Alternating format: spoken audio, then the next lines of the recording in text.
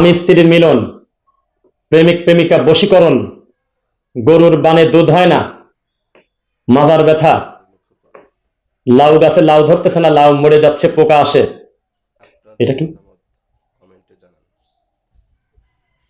পেটের ব্যথা, জন্ডিস,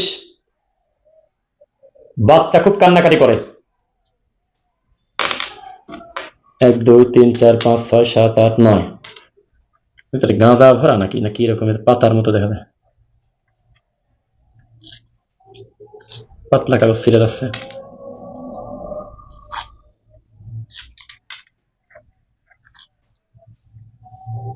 এর আমি কি নাম দেবো? এই গাছের আমি কি নামটা দেবো? তাবিজের তো হিসাব কিতাব নেই, কোথা থেকে কি ধরে নিয়ে এসে গাছ ভরে দেবে নোংরা ময়লা টয়লা আবর্জনা। আল্লাহ হেদায়েত দিন। এই হলো পরিস্থিতি, এই হলো আমাদের দেশের তাবিজ কবজের আপডেট ডেলিভারি। এর ভিতরে কিছু সোতা বালা আছে, এগুলো খোলা বের করা কঠিন, আরো কিছু আছে, ধারাবাহিকভাবে আপনাদের দেখানো হবে। আর সুতার গাছের কাগজের কার সাথে দেখাই নেই, এটা পরবর্তীতে আপনারা দেখবেন ইনশাল্লাহ। যাই হোক, আল্লাহ সুবহানাহু ওয়া তাআলা আমাদের কোরআন সুন্নাহ রুকিয়া করার তৌফিক দিন।